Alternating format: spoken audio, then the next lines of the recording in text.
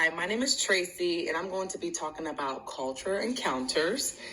I chose this topic because I can relate to this the most since I've worked with patients in the hospital, nursing homes, and within home health. Plus, I wanted to put emphasis on the encounters itself. Culture encounters focuses on the interaction with patients from different backgrounds, cultures, and values. My story is a little different. I will talk about multiple encounters with former patients I've had in the past. This story relates to when I had a Muslim woman as a patient. She didn't give much eye contact. I later learned that Middle Eastern women don't give eye contact without the male present. However, she was still able to let me provide care. This story now relates to an Asian male who barely understood English, and he communicated with body language and hand signals because I could understand his form of communication. I was able to complete my assessment and vitals. This story relates to the time I had a Hispanic father from El Salvador who only spoke Spanish. Luckily, I was able to speak basic Spanish to communicate with him. So I didn't need a translator, although it took a while to determine what he needed. I still feel good about helping him and making him feel comfortable. This story relates to the numerous times I've had children communicating or interpreting for their parents whose first language is not English. It's an option, but in my opinion, not the best because some children don't know how to fully relay the message the way you want or expect them to, especially conversations regarding life and death. Now, this story relates to how racism is still prevalent in healthcare, and while some have the guts to address certain situations, others brush it under the rug and carry on with work. I don't think it's something that will ever go away, but that's why we have policies in motion to prevent it from being tolerated in healthcare systems. I see it happen all the time.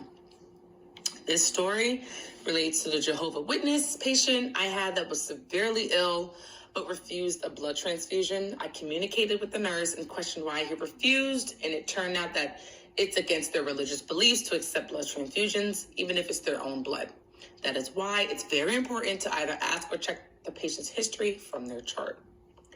This story relates to the resource of having a translator to assist with communicating with patients who don't speak English, and it's hard to explain how to help them without one. So translators are usually different. They're used differently at every healthcare setting. Some are telemonitors, some are on the phone, and others use tablets, etc. Now, this story relates to the time a patient was a Christian religious-wise and observed my hijab, because I'm Muslim, wrapped around my head and neck and refused care. I didn't argue with her decision. I just personally thought it was kind of ridiculous that she was reacting the way she did by a simple scarf that was harmless to her and her health. Another coworker covered her for the rest of the shift, but I was glad in a way because I didn't have to deal with her for the rest of the shift with her behavior.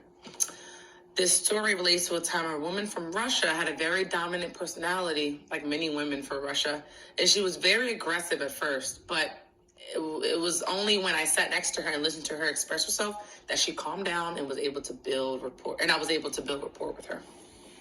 This story relates to the numerous situations I've had with patients passing away during my shift, whether due to old age, diagnoses, or emergency situations. Each culture has different ways of dealing with the death of a loved one. It's best to know the religion or beliefs prior to bagging and tagging the patient and moving them to the morgue. This story relates to the COVID-19 pandemic and how every healthcare site was flooded with patients, regardless of the background, cultures, or ethnic group. Every patient received as much quality care as possible, even though hundreds of thousands of people passed away from COVID-19. It was a matter of doing our best and doing what you could handle. Now, this story relates to the feeling of being an outsider while working in the healthcare field. It's the worst feeling in the beginning when you don't know anyone and you still have to perform at your best. It's best to just build connections with your coworkers, and this allows for proper care. This story relates to the utilization of technology in the healthcare system. The charting system alone has advanced. There's telemedicine, machines that dispense meds, and even tracking systems that connect to pacemakers or glucose devices. The mortality rates have decreased since technology has benefited some patients' health. Now, this story relates to the time I had a patient who sadly didn't want one of the African-American nurses to care for her because she thought the nurse looked young and didn't think she was competent enough to care for her. So as her CNA, I was able to do everything and care for her besides give meds. Now, this story relates to caring for a pediatric patient who was alone and didn't have her parents with her, so I took it upon myself to keep a close eye and make sure she was okay throughout her time at the hospital. Making sure she could trust me was the most important factor, especially for a child. This story relates to the West African woman who treated me like her own daughter and would converse with me and tell me to continue to care for people and be my best self. I held her hand to show my appreciation, and I still thank her till this day. This story relates to the little African boy who would only let the African-American doctor care for him. He saw the doctor had the same skin as him, so he was more relaxed and willing to receive care, even though they had different backgrounds. So I can't imagine how the little boy must have felt, but most likely he felt pretty overwhelmed at first.